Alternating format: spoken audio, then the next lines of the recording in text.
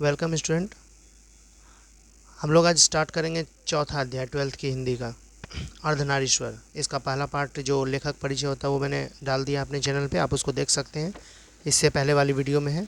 तो अर्धनारीश्वर आज हम स्टार्ट करेंगे। अर्धनारीश्वर भगवान शिव और पार्वती का नर और स्त्री वाला रूप है अर्धनारीश्वर। तो उसमें आपको मैं दिखाऊँगा कैसे, इस पे वीडियो के थंबनेल पे वो फ़ोटो लगा हुआ आप देख सकते हैं, उसी के बारे में पूरा चर्चा किया है। ये राष्ट्रकवि दिनकर ने, वो कवि भी हैं और वो निबंध भी लिखते हैं। तो दिनकर जी का परिचय हमने दे दिया है वीडियो में, आप देख सकते हैं जाके। तो यहाँ से हम लोग स्टार्ट करते हैं। आप पेंसिल और बुक लेके रेडी रहेंगे। अगर वीडियो में नहीं दिख रहा है कुछ तो आप अपने बुक में भी देख सकते हैं, मैं सेम टू सेम वही चीज़ पढ़ूंगा। तो अर्धनारीश्वर शंकर और पार्वती का कल्पित रूप है, जिसका आधा अंग पुरुष का है और आधा नारी का। एक ही मूर्ति की दो आँखें, एक रसमयी और दूसरी विकराल। तो रसमयी कहने का मतलब हुआ किससे? रसमयी कहने का मतलब हुआ आधा रूप मूर्ति का। मूर्ति में जो दो आँखें हैं वो एक आँखें हैं शिव जी की और दूसरी आँखें हैं पार्वती जी की। तो एक रसमयी और दूसरी विकराल है। एक ही मूर्ति की दो भुजाएं हैं। जब आधा आधा रूप होगा तो दो भुजा होगी, एक भुजा शिव जी की होगी, एक भुजा पार्वती जी की होगी। एक त्रिशूल उठाए और दूसरी की पहुँची पर चूड़ियाँ और उंगलियाँ अलकतक से लाल, अलकतक नेल पॉलिश को बोलते हैं, अलकतक से लाल। एवं एक ही मूर्ति के दो पाँव, एक जरीदार साड़ी से आवृत और दूसरा बाघंबर से ढका हुआ। तो ये जो इतना सारा वर्णन है यहाँ से यहाँ तक, ये उस फोटो को देखने से भी आपको पता चल जाएगा, समझाने की ज़्यादा ज़रूरत नहीं पड़ेगी इसमें। वो जो वीडियो में मैंने थंबनेल पे फ़ोटो लगाया आप उसको देख सकते हैं, उसी का यहाँ पे वर्णन है। यहाँ पे मैं एक बार फिर से दिखा दूँ आपको। एक हाथ में डमरू, एक में वीणा परम उदार, एक नयन में गरल, एक में संजीवन की धार, जटाजूट में लहर पुण्य की, शीतलता सुखकारी, बालचंद्र दीपित त्रिपुंड पर बलिहारी बलिहारी। मतलब ये इन्होंने पंक्ति लिखा है। इसका कहने का मतलब हुआ एक हाथ में डमरू है, इधर से शिव जी के हाथ में डमरू होता है और दूसरे हाथ में वीणा है पार्वती जी के हाथ में, या जो भी आप उसको रूप बोले माँ का, सरस्वती पार्वती काली जो भी रूप बोले, तो वो उनके हाथ में वीणा है। एक नयन में, नयन मतलब होता है आँख, गरल, गरल अमृत को बोलते हैं। तो एक नयन में गरल, एक में संजीवन की धार, जटाजूट में लहर पुण्य की शीतलता सुखकारी, बालचंद्र दीपित त्रिपुंड पर बलिहारी बलिहारी। आगे देखते हैं। स्पष्ट यह कल्पना शिव और शक्ति के बीच पूर्ण समन्वय दिखाने को निकाली गई होगी, किंतु इनकी सारी व्याप्तियां वहां तक नहीं रुकती। अर्धनारीश्वर की कल्पना में कुछ इस बात का संकेत है कि नर नारी पूर्ण रूप से समान है। अच्छा, अर्धनारीश्वर के माध्यम से ये भी कहने का कोशिश किया गया है कि नर और नारी पूर्ण रूप से समान है, उनमें कहीं पर भी अंतर नहीं है, एवं उनमें से एक के गुण दूसरे के दोष नहीं हो सकते। अगर नर में कोई गुण है तो वो नारी का वो दोष नहीं हो सकता। अर्थात नरों में नारियों के गुण आए तो इससे उनकी मर्यादा हीन नहीं होती, बल्कि उनकी पूर्णता में वृद्धि होती ही होती है। यानी कहने का मतलब अगर नर बाहर जाके काम करते हैं और नारी घर के बाहर नहीं जा सकती, स्त्री बाहर नहीं जा सकती काम करने के लिए, और अगर चली जाती है तो ये उसका दोष नहीं है। अब के ज़माने में, पहले के ज़माने में तो ऐसा नहीं होता था, लेकिन अब के ज़माने में महिलाएं भी बाहर काम करती, महिलाएं भी देश की राष्ट्रपति हो गई हैं। तो ये आपको देखना है ध्यान से कि इस द्वारा कवि कहना क्या चाहते हैं। अगर आप निबंध को अच्छे से समझिएगा तो आप एग्जाम में आने वाले हर प्रश्न का उत्तर आराम से लिख देंगे। उसके लिए आपको क्वेश्चन आंसर याद करने की जरूरत नहीं पड़ेगी। बस इस वीडियो को 2-3 बार देख लें, आपको याद हो जाएगा ये पूरा तरह से कहना क्या चाह रहे हैं। मतलब ये नर और नारी में उस रूप से एक अंतर नहीं करना चाह रहे, ये कह रहे हैं नर और नारी में किसी तरह का कोई अंतर नहीं है। अगर देखा जाए तो बाहर जाके अगर नर काम कर सकता है तो नारी भी बाहर चली जाए तो उसका दोष नहीं होगा, यानी उसकी गलती नहीं होगी। यहाँ से हम देखते हैं, किंतु पुरुष और स्त्री में अर्धनारीश्वर का यह रूप आज कहीं भी देखने में नहीं आता। संसार में सर्वत्र पुरुष पुरुष है और स्त्री स्त्री। मतलब पुरुष जो है वो पुरुष ही है और स्त्री जो स्त्री ही है। नारी समझती है कि पुरुष के गुण सीखने से उसके नारित्व में बट्टा लगेगा, बट्टा मतलब कटौती हुई। इसी प्रकार पुरुष भी स्त्रियोचित गुणों को अपनाकर समाज में स्त्रैण कहलाने से घबराता है। मतलब पुरुष जो है वो स्त्री का गुण अपनाकर स्त्री वाला नाम उसको कोई नहीं देते, इस बात से वो घबराता है। स्त्री और पुरुष के गुणों के बीच एक प्रकार का विभाजन हो गया तथा विभाजन की रेखा को लांघने में नर और नारी दोनों को भय लगता है। यानी विभाजन की जो रेखा उसको लांघने में, विभाजन जो स्त्री और पुरुष का समाज के तौर पर हुआ है उसकी रेखा को कोई नहीं लांघता। शायद समाज कुछ ना बोल दे, समाज चार बात नहीं बोल दे इसी वजह से। किंतु ऐसा लगता है कि गुणों का बंटवारा करते समय पुरुष ने नारी से उसकी राय नहीं पूछी, अपने मन से उसने जहाँ चाहा नारी को बिठा दिया। बात भी सही है, जबरन नारी को घर में बिठा दिया जाता है आज के ज़माने में भी कि आप घर का काम कीजिए, आप बाहर नहीं जा सकती हैं। शादी के बाद लड़कियों को जॉब नहीं करने दिया जाता है, आप घर का काम करिए। तो इसलिए ये जबरन ही हुआ एक तरह से। राष्ट्रकवि दिनकर ने बिल्कुल सही बात कही है यहाँ पे। स्वयं तो वह वृक्ष बन बैठा और नारी को उसने लता बना दिया, मतलब कि जो वृक्ष के ही सहारे रहे इसलिए। स्वयं तो वह वृंत बन गया और नारी को उसने कली मान लिया। तब से धूप पुरुष और चांदनी रही नारी रही है। मतलब धूप जो है वो पुरुष है और जो चांदनी है नारी रही है। मतलब चांदनी तो थोड़ी देर के लिए ही होती है, कहा भी गया, कहा 4 दिन की चांदनी। तो पुरुष ज़्यादा दिन तक काम करता है, पुरुष बाहर है, पुरुष तपता है धूप में, लेकिन नारी नहीं तप रही है धूप में, क्योंकि ये समाज द्वारा अंतर किया गया है। ग्रीष्म नर और वर्षा मादा रही है। मतलब हर तरह से नारी में अंतर बताया गया है, पुरुष और नारी में, मौसम के अनुसार, धूप के अनुसार, समय के अनुसार, सब के अनुसार। विचार पति और भावना पत्नी रही। आपको सब ये सब अंडरलाइन कर लेना है। धूप पुरुष और चांदनी नारी, ग्रीष्म नर, नर मतलब भी पुरुष ही हुआ, वर्षा मादा, विचार पति और भावना पत्नी रही है। जहाँ भी कर्म का कोई क्षेत्र है, अधिकार की कोई भूमि और सत्ता का कोई सीधा उत्स है, उस पर कब्जा नारी का नहीं नर का माना जाता है। बात भी सही है। कर्म का अगर कोई क्षेत्र है, कोई अधिकार की भूमि है, सत्ता करने का मतलब उस पर अधिकार जमाने का है, तो उस पर कब्जा नारी का नहीं होता, पुरुष का कब्जा हो जाता है। नर है विधाता का मुख्य तंतु है, जो वस्त्र बुनकर तैयार करता है। नारी का काम उस वस्त्र पर छींटे डालना है। नर है कुदाल चलाने वाले बलशाली किसान, जो मिट्टी तोड़कर अन्न उपजाता है। नारी का काम दोनों को अछोड़ना पछोड़ना। मतलब हुआ कि अगर कोई अन्न लाकर घर में देता है तो उसको चुनना, उसको फटकना, उसको साफ करना नारी का काम है। नर है नदियों का वेगमय प्रवाह। वेगमय मतलब बिना रुके एक धारा में प्रवाह। नर है नदियों का वेगमय प्रवाह, नारी उसमें लहर बनकर उठती गिरती है। सिंहासन तो वस्तुतः राजा के लिए होता है, रानी उसके वामांग की शोभा मात्र है। सत्य है राजा की ग्रीवा, ग्रीवा हुआ गर्दन, और विशाल वक्षोदेश, रानी उन पर मंदार हार बनकर झूलने के लिए है। राजा की ग्रीवा, राजा का वक्षोदेश, राजा की ग्रीवा मतलब हुआ राजा की गर्दन, और वक्षोदेश मतलब हुआ राजा का हर्ट, हर्ट के पास वाली जगह। राजा काया और रानी का छाया के प्रतीक है। सत्य का आकार रूप तो राजा ही होता है। रानी है कल्पना की रंगीन जाली और सपनों की मीठी मुस्कान, तो जीवन में उतरी तो वाह वाह और नहीं उतरी तो वाह वाह, कहावत चल पड़ी है। पुरुष एने छे दिवसेर ज्वाला तप्त रौद्र दाह, कामिनी एने छे यामिनी शांति समीरन वारी वाह। तो ये पंक्ति आपको अंडरलाइन कर लेना है, हो सकता है पूछ दे। आपको बस पंक्ति याद नहीं करना है, आपको याद रखना है पुरुष एने छे दिवेसर अगर होगा तो ये रामधारी सिंह दिनकर द्वारा लिखा गया है। आगे देखते हैं। दिवस की ज्वाला और तप्त धूप ये पुरुष की लाई हुई चीज़ें हैं। कामनी तो अपने साथ यामिनी की शांति लाती है। ये लाइन आपको अंडरलाइन करना है, पूछ सकता है एग्जाम में। कामनी तो अपने साथ यामिनी की शांति लाती है। किंतु कवि की यह कल्पना झूठी है। यदि आदि मानव और आदि मानवी आज मौजूद होते तो ऐसी कल्पना से सबसे अधिक आश्चर्य उन्हें ही होता, और वे कदाचित कहते भी कि आपस में धूप और चांदनी का बंटवारा हमने नहीं किया था। हम तो साथ साथ जन्मे थे तथा धूप और चांदनी में, वर्षा और आतम में साथ ही घूमते थे। बल्कि आहार संचय को भी हम साथ ही निकलते थे, और अगर कोई जानवर हम पर टूट पड़ता था तो हम एक साथ उसका सामना भी करते थे। उन दिनों नर बलिष्ठ और नारी इतनी दुर्बल नहीं थी। न आहार के लिए एक दूसरे पर अवलंबित रहना पड़ता था। नारी की पराधीनता तब आरंभ हुई जब मानव जाति ने कृषि का आविष्कार किया, जिसके चलते नारी घर में और पुरुष बाहर रहने लगा। ये लाइन आपको अंडरलाइन करना है। नारी की पराधीनता तब आरंभ हुई जब मानव जाति ने कृषि का आविष्कार किया, जिसके चलते नारी घर में और पुरुष बाहर रहने लगा। यहाँ से यहीं तक करना है। अगर क्वेश्चन पूछेगा नारी की पराधीनता कब आरंभ हुई, तो आपको यहाँ से आंसर लिखना है। यहाँ से ज़िंदगी 2 टुकड़ों में बट गई। घर का जीवन सीमित और बाहर का जीवन निस्सीम होता गया, एवं छोटी ज़िंदगी बड़ी ज़िंदगी के अधिकाधिक अधीन होती चली गई। नारी की पराधीनता का संक्षिप्त इतिहास है। ये भी अगर पूछेगा कि नारी की पराधीनता का संक्षिप्त इतिहास कहाँ से है, क्या है, तो यहाँ से आपको आंसर लिखना है। नारी की पराधीनता तब आरंभ हुई, यहाँ तक लिखना है आपको आंसर। तो आप इस पूरे लाइन को अंडरलाइन भी कर सकते हैं। तो इसमें इस उदाहरण में कवि ने स्पष्टता ये कहा कि पुराने समय में जो आदि मानव होते थे उन्हें तो कोई मतलब नहीं। आदि मानव मतलब सबसे पुराने पुरुष जो जंगलों से शिकार करके खाते थे, हमारे ही पूर्वज थे वो। तो वो पहले शिकार करके खाते थे। उस समय नर और नारी में कोई भेद नहीं किया जाता था। वो लोग तो जानते भी नहीं थे कि हम नर हैं, ये नारी है, हमसे अलग है। वो लोग सोचते थे 2 पैर 2 हाथ है तो एक ही रूप का है सब कोई। तो वो लोग साथ में शिकार पे भी जाते थे। अगर कोई बाघ उन पर टूट पड़ता था, पहले के ज़माने में तो जंगल में जानवर भी होते थे, तो अगर उन पर वो टूट पड़ता था, यहाँ पे देखिए लिखा हुआ टूट पड़ता था, तो हम एक साथ उनका सामना करते थे। मतलब ये लोग एक दिनकर जी अपनी नज़र से मतलब ऐसा कल्पना कर रहे हैं कि अगर आदिमानव होते तो वो क्या कहते। पहले तो वो यही बोलते कि पहले के समय में नर और नारी में इतना भेदभाव नहीं होता था जितना अब हो गया है। तो वो यही कहने का कोशिश कर रहे हैं इस पंक्ति में। आगे देखते हैं।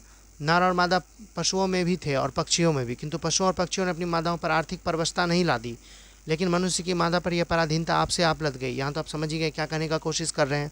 नर और मादा पशुओं में भी थे और पक्षियों में भी, लेकिन उन्होंने जितनी अपनी मादाओं पर आर्थिक परवस्था पुरुष ने डाली, उन्होंने उतनी नहीं डाली। और इस पराधीनता ने नर नारी से वह सहज दृष्टि भी छीन ली जिससे नर पक्षी अपनी मादा को या मादा अपने नर को देखती है। कृषि का विकास सभ्यता का पहला सोपान था, किंतु इस पहली ही सीढ़ी पर सभ्यता ने मनुष्य से भारी कीमत वसूल कर ली।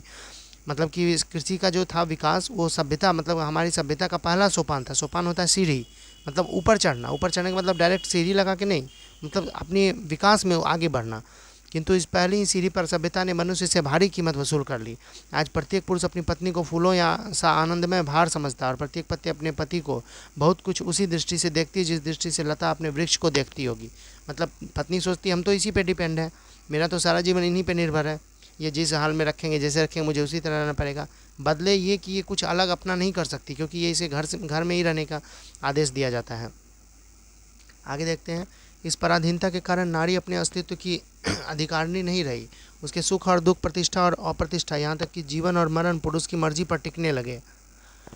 उसका सारा मूल्य इस बात पर जा ठहरा कि पुरुषों को उसकी कोई आवश्यकता है या नहीं। इसी से नारी की पद मर्यादा प्रवृत्ति मार्ग के प्रचार से उठती और निवृत्ति मार्ग के प्रचार से गिरती रही है। जो प्रवृत्ति मार्ग हुए उन्होंने नारी को गले से लगाया, क्योंकि जीवन से वे आनंद चाहते थे और नारी आनंद की खान थी। किंतु जो निवृत्ति मार्ग निकले उन्होंने जीवन के साथ नारी को भी अलग ढकेल दिया, क्योंकि नारी उनके किसी काम की चीज़ नहीं थी। प्राचीन विश्व में जब वैयक्तिक मुक्ति की खोज मनुष्य जीवन की सबसे बड़ी साधना मानी जाने लगी, तब झुंड के झुंड विवाहित लोग संन्यास लेने लगे और उनकी अभागिनी पत्नियों के सिर पर जीवित वैधव्य का पहाड़ टूटने लगा। जरा उन आंसुओं की कल्पना कीजिए जो उन अभागिनियों की आंखों से बहते होंगे, जिनके पति परमार्थ लाभ के लिए उनका त्याग कर देते थे। जरा उस बेबसी को भी ध्यान में लाइए जो इस अनुभूति से उठती होगी कि आखिर जो संन्यास लेता है वह निष्ठुर है, कायर और कठोर नहीं, बल्कि पुण्यात्मा, साहसी और शायद सबसे बड़ा वीर है। और हाय री नारी जो इन परिस्थितियों से हार कर स्वेच्छा अपने आप को सचमुच ही पुण्य की बाधा और पाप की खान मानकर पछाड़ खाकर रह जाती थी। बुद्ध और महावीर ने कृपा करके नारियों को भी भिक्षुणी होने का अधिकार दिया था, किंतु यह अधिकार भी नारी के हाथ सुरक्षित न रह सका। जैनों के बीच जब दिगंबर संप्रदाय निकला, तब धर्माचार्य नारियों की भिक्षुणी होने वाली बात से, भिक्षुणी मतलब भिक्षा मांगने वाली नारी, जो जिनका जीवन भिक्षा पर रहता है, घबरा उठे और धर्म पुस्तक में उन्होंने एक नए नियम का विधान किया कि नारियों का भिक्षुणी होना व्यर्थ है, क्योंकि मोक्ष नारी जीवन में नहीं मिल सकता। नारियां घर में ही रहकर दान पुण्य करें और उस दिन की प्रतीक्षा करें जब उनका जन्म पुरुष योनि में होगा। जब वे पुरुष होकर जन्मेंगी, संन्यास वे तभी ले सकेंगी और तभी उन्हें मुक्ति भी मिलेगी। यानी नारी भी पुरुष रूप में जन्म ले सकती है अगले जन्म में, ऐसा पॉसिबल है, ये दिनकर बोल रहे हैं। और बुद्ध ने भी एक दिन आयुष्मान आनंद से ईषत पश्चाताप के साथ कहा कि आनंद, मैंने जो धर्म चलाया था वह 5 सहस्त्र वर्ष तक चलने वाला था, किंतु अब वह केवल 500 वर्ष चलेगा। 5 सहस्त्र वर्ष, जैसे पूछा जाएगा आपसे कभी 5 सहस्त्र वर्ष का मतलब 5, सहस्त्र का मतलब होता है 1000, ठीक। 5 सहस्त्र मतलब हुआ 5000, 5 और 1000, 5000। किंतु अब वह केवल 500 वर्ष चलेगा, क्योंकि नारियों को मैंने भिक्षुणी होने का अधिकार दे दिया है। धर्म साधक महात्मा और साधु नारियों से भय खाते थे। विचित्र बात तो यह है कि इनमें से कोई महात्माओं ने तो ब्याह भी किया और फिर नारियों की निंदा भी की। कबीर साहब का एक दोहा मिलता है, नारी तो हम हूँ करी तब न किया विचार, जब जानी तब परिहरी नारी महाविकार। नारियों की अवहेलना हमारे अपने काल तक भी पहुंची है। बर्नार्ड शॉ ने नारी को अहेरिन और नर को अहेर माना। यहाँ आपको अंडरलाइन करना है, किसने नारी को अहेरिन माना है, तो बर्नार्ड शॉ ने। तो यहाँ पे आपको अंडरलाइन करना है, यहाँ से यहाँ तक नारी नर को अहेर माना। तात्पर्य यह है कि अहेर को अहेरिन के पास से बचकर चलना चाहिए। अहेर और अहेरिन का अर्थ मैं आपको अंतिम में बताऊंगा, शब्दार्थ में दिया हुआ है। बहुत नीचे के स्तर पर कुछ ऐसी प्रतिक्रिया उन कवियों की भी है जो नारी को नागिन या जादूगर नहीं समझते हैं, लेकिन ये सब झूठी बातें हैं, जिनकी ईजाद पुरुष इसलिए करता है कि उनसे उसे अपनी दुर्बलता अथवा कल्पित श्रेष्ठता के दुलराने में सहायता मिलती है। असल में विकार नारी में भी है और नर में भी, तथा नाग और जादूगर के गुण भी नारी में कम, पुरुष में अधिक होते हैं। एवं आखिर तो मुख्यतः पुरुष का ही स्वभाव है। इन सबसे भिन्न रविंद्रनाथ प्रसाद और प्रेमचंद जैसे कवियों और रोमांटिक चिंतकों में नारी का जो रूप प्रकट हुआ वह भी उसका अर्धनरेश्वरी रूप नहीं है। प्रेमचंद ने कहा, पुरुष जब नारी के गुण लेता है तब वह देवता बन जाता है, किंतु नारी जब नर के गुण सीखती है तब वह राक्षसी हो जाती है। यहाँ से आपको अंडरलाइन करना है, प्रेमचंद ने कहा। ये तो प्रेमचंद आपको याद रख लेना है, किसने कहा, अंडरलाइन आपको यहाँ से करना है। आप हो सकता है इसको गोल कर लें और इसको अंडरलाइन कर लें। यहाँ से पुरुष से शुरू करना अंडरलाइन और यहाँ तक है तक। इसी प्रकार प्रसाद जी की ईड़ा के विषय में यदि यह कहा जाए कि ईड़ा वह नारी है जिसने पुरुषों के गुण सीखे हैं, तो निष्कर्ष यही निकलेगा कि प्रसाद जी भी नारी को पुरुषों के क्षेत्र से अलग रखना चाहते थे। और रविंद्रनाथ का मत और भी स्पष्ट है। वे कहते हैं, आप इसको पढ़ सकते हैं, पंक्ति को पूछा नहीं जाएगा, आप सिर्फ इसको पढ़ सकते हैं। अर्थात नारी की सार्थकता, इसका इस पंक्ति का मैं अर्थ डायरेक्ट बता देता हूँ। अर्थात नारी की सार्थकता उसकी भंगिमा के मोहक और आकर्षक होने में है, केवल पृथ्वी की शोभा, केवल आलोक, केवल प्रेम की प्रतिमा बनने में है। कर्म, कीर्ति, वीर्य, बल और शिक्षा दीक्षा लेकर वह क्या करेंगी? मेरा अनुमान है कि ऐसी प्रशस्तियों को ललनाएं अभी भी बुरा नहीं मानती। सदियों की आदत और अभ्यास से उनका अंतर्मन भी यही कहता है कि नारी जीवन की सार्थकता पुरुष को रिझा कर रखने में है। यह सुनना उन्हें बहुत अच्छा लगता है कि नारी स्वप्न है, नारी सुगंध है, नारी पुरुष की बाह पर झूलती हुई जूही की माला है, नारी नर के वक्षस्थल पर मंदार का हार है। किंतु यही वह पराग है जिसे अधिक से अधिक उड़ेल कर हम नवयुग के पुरुष नारियों के भीतर उठने वाले स्वातंत्र के स्फुलिंगों को मंद रखना चाहते हैं। बात भी सही है। ये कहना चाहते हैं कि नारी जीवन की सार्थकता पुरुष को रिझा कर रखने में है, मतलब पुरुष को मनाकर, पुरुष को किसी तरह से इस तरह मनाना कि पुरुष उनको बाहर जाने के लिए भी अगर प्रेरित करना चाहें तो वो कर दें, तो वो उनको रिझा कर रखती है। यह सुनना उन्हें बहुत अच्छा लगता है कि नारी स्वप्न है। ये नारियों को बहुत अच्छा लगता है। यहाँ से आपको अंडरलाइन करना है, नारी स्वप्न है, नारी सुगंध है, नारी पुरुष की बाह पर झूलती है। यहाँ से यह सुनना उन्हें बहुत अच्छा लगता है से लेकर माला तक आपको अंडरलाइन करना है। उसके बाद देखते हैं, यतियों का अभिशप्त काल समाप्त हो गया। अब नारी विकारों की खान और पुरुषों की बाधा नहीं मानी जाती है। वह प्रेरणा का उद्गम, शक्ति का स्रोत और पुरुषों की क्लांति की महौषधि हो उठी है। फिर भी नारी अपनी सही जगह पर नहीं पहुंची है। पुरुष नारी से यह कहने लगा है कि तुम्हें घर से बाहर निकलने की क्या ज़रूरत है, कमाने को मैं अकेला काफ़ी हूँ, तुम घर बैठे खर्च किया करो। आज के ज़माने की सच्चाई बिल्कुल यही है। किंतु इतना ही यथेष्ट नहीं है। नारियों को सोचना चाहिए कि पुरुष ऐसा कहता क्यों है। स्पष्ट ही इसलिए कि नारी को अपनी क्रीड़ा की वस्तु मानता है, आराम के समय अपने मनोविनोद का साधन समझता है। इसलिए वह नहीं चाहता कि आनंद की इतनी अच्छी मूर्ति पर थोड़ी सी धूल या थोड़ा भी धुएं का धब्बा लगे। मतलब वो खुद चाहता है मैं बाहर जाकर काम करूं, लेकिन नारियों को वो अक्सर कमज़ोर समझता है। पुरुष वर्ग वो ऐसा समझता है कि अगर ये बाहर जाकर करेंगी, ये तो मेरे मनोविनोद की वस्तु है। मनोविनोद मतलब मैं इनको देख के आनंदित होता हूँ, इसकी वस्तु है। लेकिन अगर ये बाहर चली जाएंगी तो इनकी मूर्ति पर थोड़ी सी धूल या थोड़ा भी धुएं का धब्बा लगे। मूर्ति मतलब कहने का मतलब फेस पे, शरीर पे। नारी और नर एक ही द्रव्य की ढली दो प्रतिमाएं हैं। आरंभ में दोनों बहुत कुछ समान थे। मैंने बताया भी आदि मानव के बारे में आपको, कैसे किस तरह वो लोग समान थे। शिकार करते थे, अगर बाघ या जानवर का कोई हमला होता तो दोनों साथ में झेलते थे। आज भी प्रत्येक नारी में कहीं ना कहीं कोई एक प्रच्छन्न नर और प्रत्येक नर में कहीं ना कहीं एक क्षीण नारी छिपी हुई है। किंतु सदियों से नारी अपने भीतर के नर को और नर अपने भीतर की नारी को बेतरह दबाता आ रहा है। परिणाम यह है कि आज सारा ज़माना ही मर्दाना मर्द और औरतानी औरत का ज़माना हो उठा है। पुरुष इतना कर्कश और कठोर हो उठा है कि युद्धों में अपना रक्त बहाते समय उसे यह ध्यान ही नहीं रहता कि रक्त के पीछे जिनका सिंदूर बहने वाला है उनका क्या हाल होगा।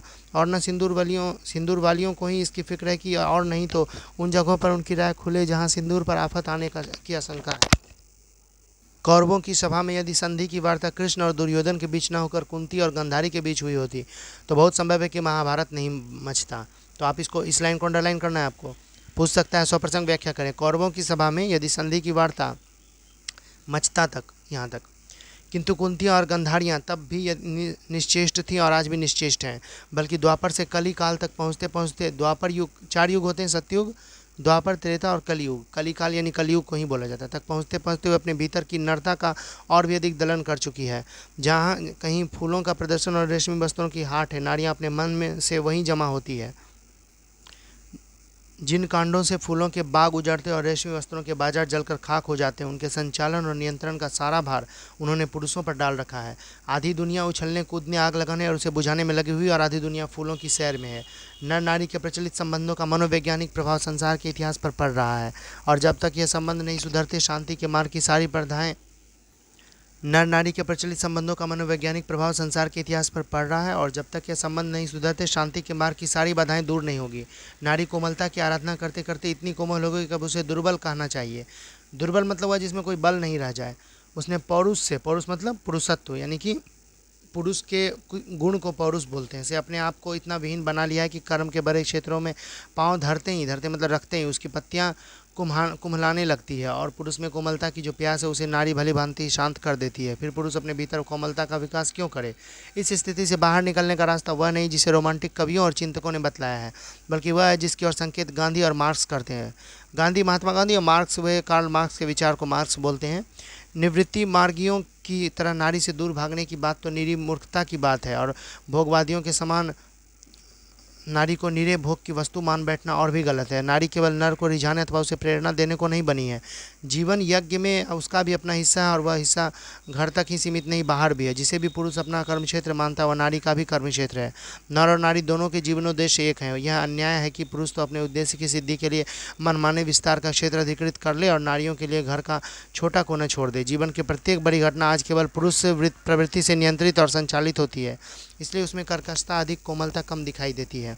यदि इस नियंत्रण और संचालन में नारियों का भी हाथ हो तो मानवीय संबंधों में कोमलता की वृद्धि अवश्य होगी। यही नहीं, प्रत्युत प्रत्येक नर को एक हद तक नारी और प्रत्येक नारी को एक हद तक नर बनाना भी आवश्यक है। गांधी जी ने अपने जीवन के अंतिम दिनों में नारित्व की भी साधना की थी। उनकी पोती ने उन पर जो पुस्तक लिखी उसका नाम ही है बापू मेरी माँ है। मतलब उनकी पोती कौन सी पुस्तक लिखी थी? बापू मेरी माँ। आपको इसको अंडरलाइन करना है। दया, माया, सहिष्णुता और भीरुता ये स्त्रियोचित गुण कहे जाते हैं, किंतु क्या इन्हें अंगीकार व स्वीकार करने से पुरुष के पौरुष में कोई दोष आने वाला है? दया, माया और सहिष्णुता ही नहीं, भीरुता का भी एक अच्छा पक्ष है जो मनुष्य को अनावश्यक विनाश से बचाता है। उसी प्रकार अध्यावसाय, साहस और शूरता का वर्णन करने से भी नारित्व की मर्यादा नहीं घटती।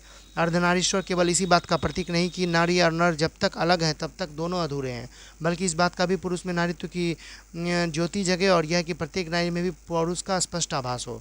मतलब ये जो मूर्ति मैंने थंबनेल पे लगाया है अर्धनारीश्वर में, उसका कहने का एक साफ मतलब कवि दिनकर का है कि पुरुष नारी है और नारी पुरुष है। मतलब कहने का मतलब है दोनों एक दूसरे के बिना कुछ नहीं है।